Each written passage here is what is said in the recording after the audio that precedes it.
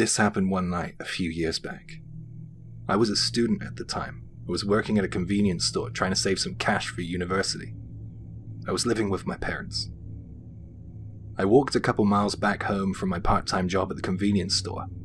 I would usually get picked up, but my parents were out on a date. The fog was thick that night, and there was no one on the streets. It was a perfect autumn night. I was wrong though. I noticed after about 10 minutes that someone was walking behind me. I didn't pay it much mind, but when this person was taking every turning that I was taking on my route home, I grew concerned. I looked over my shoulder while crossing the road to see that the owner of those footsteps behind me was a man. I turned into my street and up to my house, and I was grateful to hear him turn off in another direction. It was quite foggy that night. The streetlights were lit early, and since I had worked a long shift, I went over to the mailbox before going inside. I was expecting something. At that point in my life, I hadn't really had any paranormal experiences or been in the line of any inherent danger. That all changed that night though. While checking the mailbox, something appeared from the corner of my eye that made me turn to the right and face it. At first I thought that my eyes were playing tricks on me. Then I quickly realized that there was a figure at the other side of the street. I was fairly certain it was a man. Not the guy from before, I prayed. It was strange because he was just standing there completely still, and I guessed that he was staring right at me. My fight or flight reflex kicked in, and I quickly made my way to the front door, with the hairs on the back of my neck standing on end. I inherently knew that there was something off about this situation, and I needed to get out. I unlocked the door, turned to have a last look, and I nearly fainted. The man was now at the end of my driveway. I needed to get inside. I needed to get behind a locked door. Once inside, I looked through the window, and he was gone. I was trembling in fear. I couldn't see where this guy was, and I couldn't decide whether or not to go turn the lights on. But I just continued to periodically check the window. I almost jumped out of my skin when my neighbor's dog started barking loudly. I was really frightened.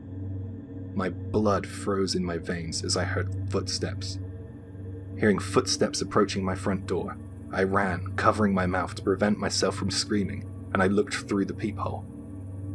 The outdoor sensor light wasn't on, but I could see well enough due to the street lights, and it was light outside due to the fog. Barely breathing, I stared through the peephole and gasped in fear when a dark shadow appeared. I was sure it was that man. He had his hood pulled over his head, and he was now inches away from the door. Instinctively, I flipped the light switch and went back to look through the peephole. He was gone again. I raced around the house, turning every light on, while trying to find my phone. I was in such a panic I had no idea where I put my handbag. I was shaking in terror as I crept into the kitchen and I grabbed a knife from the knife block. The dogs had stopped barking, and for a moment I thought that man had gone to silence them. I was too frightened to look out of the window now. But then I heard my neighbor's voice yelling. I was saved.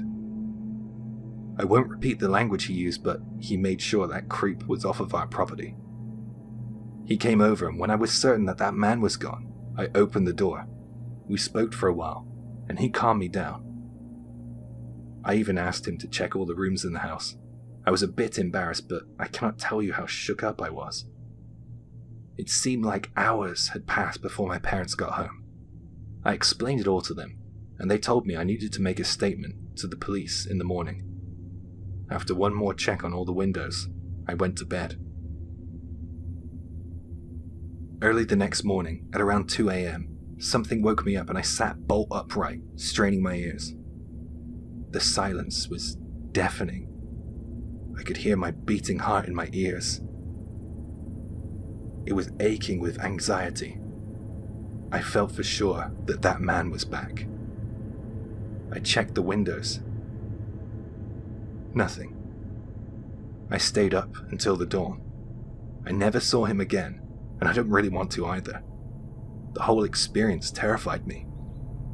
I always make sure the doors are locked no matter where I go, and ever since then, I've been afraid of the fog too.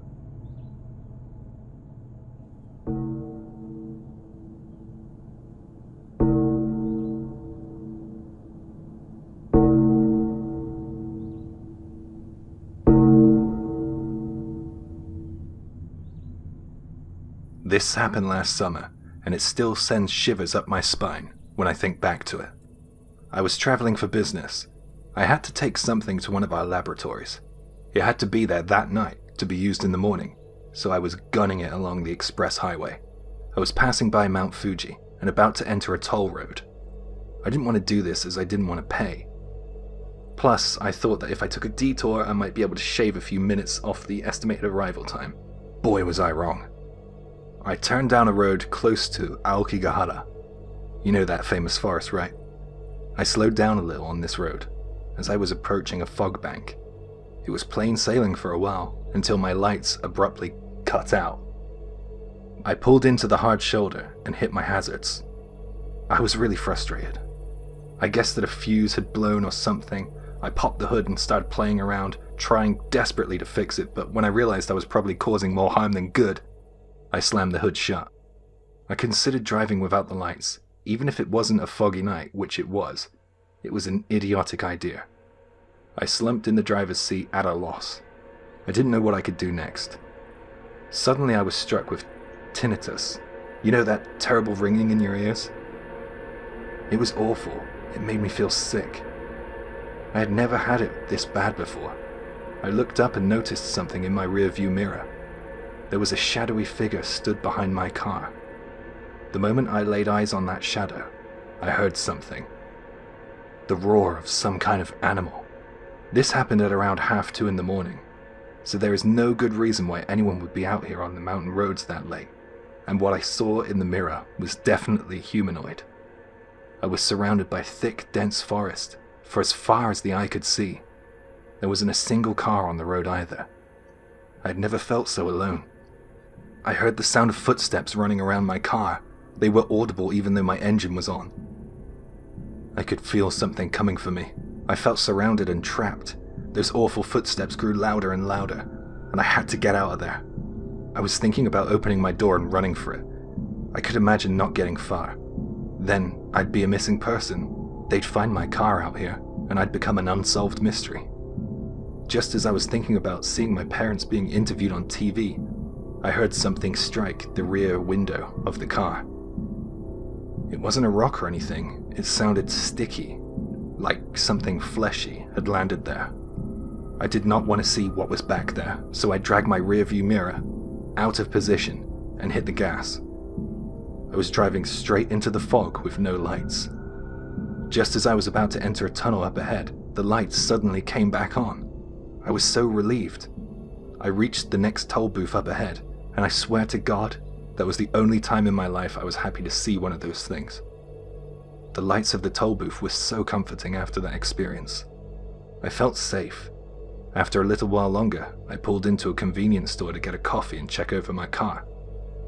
My car was covered in morning dew since I had been driving through that fog. The windows were wet. I went to the rear of my car and stopped in my tracks.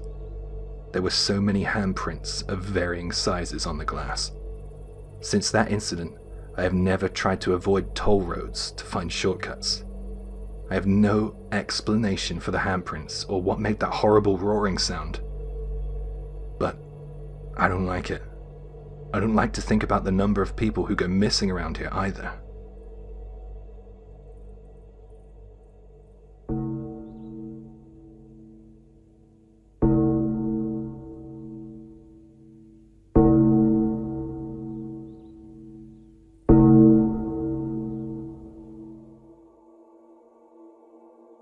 I love mountain hiking. It's one of my favorite hobbies, but for some reason, every time that I have tried to hike one specific mountain, I've always been struck with rain and heavy fog. The mountain range I'm talking about is called Hyakukendaira.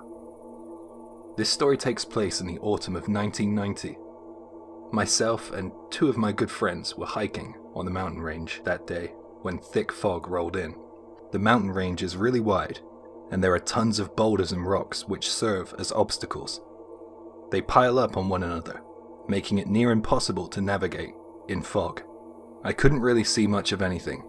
It was cold too. The fog had brought a chill to the air. The hike seemed eternal. It was taking forever to get to our next marker. One of my friends started to complain that he felt sick, so we all decided to use the opportunity to take a breather. We were joking around and saying that we must have strayed from the right route, pointing fingers of blame, but in a funny way. We were good friends. I took my rucksack off and went to sit on a mound of rocks. I wanted to get to a slightly higher vantage point to see if I could make anything out. Fog was too thick though. As I sat there, I heard a loud noise. I thought that it was a bird calling as it flew overhead. You can see some pretty big birds on this mountain range, providing it isn't foggy, of course. I started snacking on some cookies and drinking my water, while looking at the map. I had a vague understanding of where we were. I was about to tell the guys when I heard a noise coming from below me. It came from under the rocks. I couldn't believe it, so I shot to my feet to take a look. I climbed down a little and looked through a gap in the rocks to see something. I squinted, and there was the dark outline of something lying in there on the rocks. I didn't know what it was. I couldn't make it out clearly due to the fog.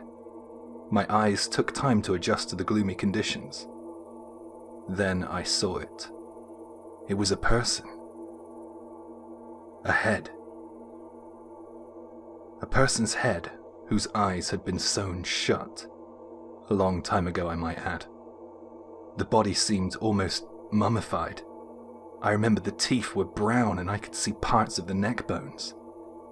I screamed, and my friends came over. I told them what I had seen. They looked for themselves, between the rocks, and confirmed. My friend, who already felt sick, was way worse now. I felt guilty. We left the area immediately and headed back down the mountain. We moved faster than we did on the way up. We were pretty quiet. All the joking had disappeared. The fog, on the other hand, hadn't. Despite the fog, we got down the mountain in record time. I spoke to the mountain ranger, and he called in the police to take a look. The policemen took my statement about what I had seen. I must have sounded crazy, but they didn't treat me like an idiot. I was second-guessing myself a bit though, but I knew what I had seen. I knew that I saw eyelids sewn shut, and so did my friends. But when the police came back after investigating with the mountain ranger, they said that what was between the boulders was an unidentifiable skull. They said that they couldn't even be sure that it was human. It wasn't a skull. It was a head, and it had flesh. I know it did. Anytime I go near that place, it always rains, and if not, fog rolls in. I'm not scared of it, it's just a mad phenomenon, or a series of incredible coincidences. Either way, it's an incident I'll never forget.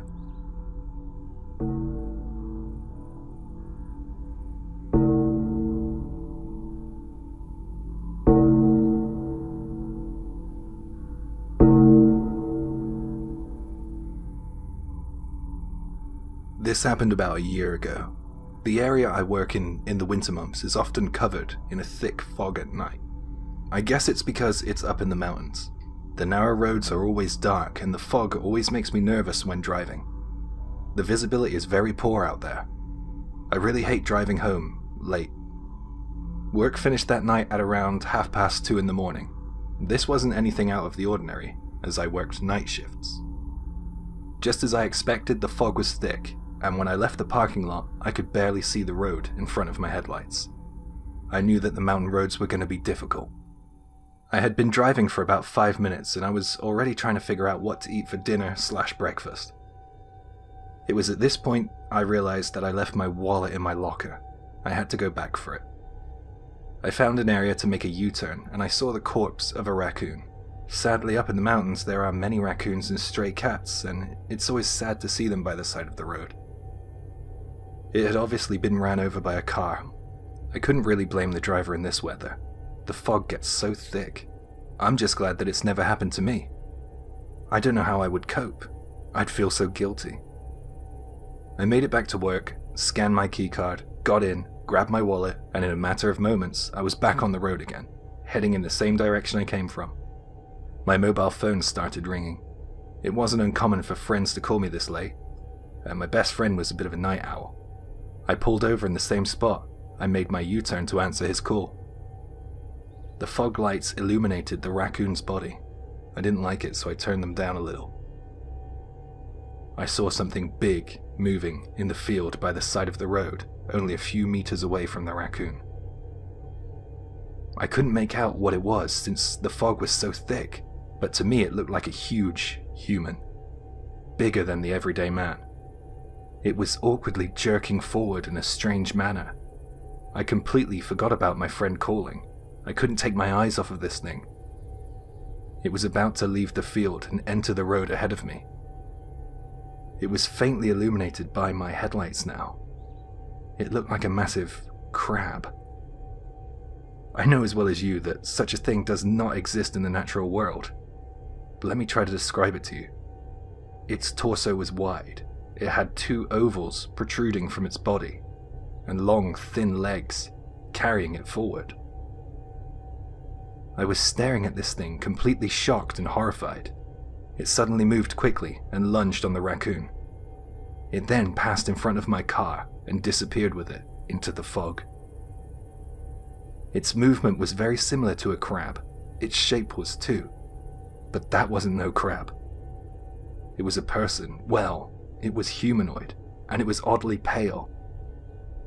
It looked like a deformed human, like someone had cut two people in half and sewn them back together, facing opposite directions. The oval shapes were human head-like, and the way it carried itself forward was on all fours, like the legs of a spider. I know it sounds crazy, but I saw it. I avoid that road completely now. I don't care if I get home later, I just won't go anywhere near it. I read a while back that a high school student went missing in that area. I worry about what happened to him. I really hope he's found soon.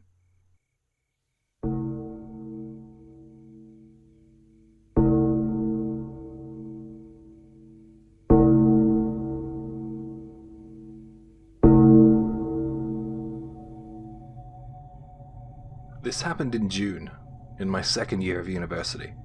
Back then I joined a wildlife conservation group. We were to hike to the summit of Mount Takanosu, known as the Falcon's Nest, to do some field research. We had to also collect data from the evacuation center, kind of like a ranger's hut there too. Next year in the summer, I took some of the new club members on the same hike. There were 3 of them and me, and we climbed the mountain in the morning and set off back down the mountain at around lunchtime. In order for them to learn the route, I let them lead us back down the mountain. The weather was fine, lovely blue skies for as wide as the eye could see, birds chirping, and there was even a nice cool breeze blowing towards us. I loved the sound of the birds. I was trying to identify them as I walked. As we went down the ridge, we came across an area I liked to take a break at. There was an abandoned house there. I thought the new guys would get a kick out of it.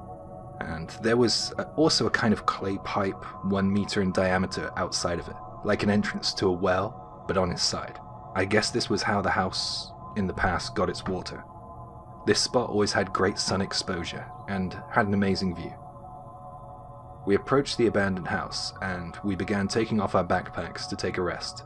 One of the guys asked, "Did you see that? I swear I saw a woman in there." I replied, "I didn't see anything, plus this place is abandoned."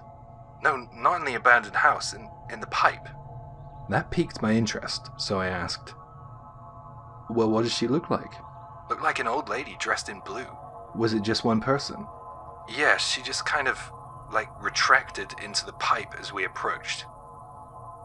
I turned to the other guys with us and asked if they had seen anything. They both said that they hadn't. "I think she might be, living in that abandoned house. Shall we go see if she's okay?" We approached the abandoned house and looked in through the broken windows. And he even opened the door and called in there, but we found no one there. "Your eyes are playing tricks on you. You must be pretty tired or something, there's no one here." No way, I could have sworn I saw her, he replied. Well, I didn't see her, I argued. We sat down to take a drink, but I could tell that he was slightly on edge.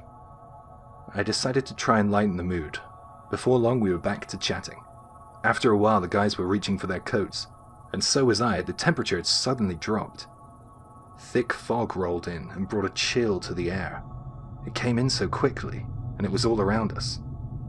The guy who said he had seen the old lady just bolted. He just ran down the mountain. I couldn't believe it. I was screaming at him to stop running. Running in the fog down a mountain trail can only end in injury, I thought. I quick walked after him, shouting at him to stay where he was, while simultaneously shouting at the others to follow me and bring his rucksack. This is exactly how people go missing on mountain ranges. They get separated. I was terrified that I lost him. I found him halfway down the trail, sat down and panting. I scolded him for running off like that. His face had gone completely pale, which was odd to see. If you've just been running, your face is usually red, right? I stopped the lecture and just asked him what was wrong. The fog was now clearing. I knew where we were. We were on the ridge just further down a little, from the abandoned house. I asked him what had happened, but he wouldn't tell me right away. He just said that he got scared and he ran. I thought that there might be something more than that, so I probed a bit more. He admitted at a later date that he had an intense fear of the fog, and it felt like if he stayed in it, he would be killed. I don't know what brought that on in him, but I think it must be related to seeing that old lady in the house. If I was to concoct a theory, I'd say something happened to her in that house, either in the fog or like a gas inhalation kind of thing. I'm just guessing though. We have no idea why the fog suddenly appeared. I've climbed that mountain many times since, and I've never seen the fog appear and disappear so suddenly. I've even climbed it at night. Nothing. It's something I don't think I'll ever be able to explain.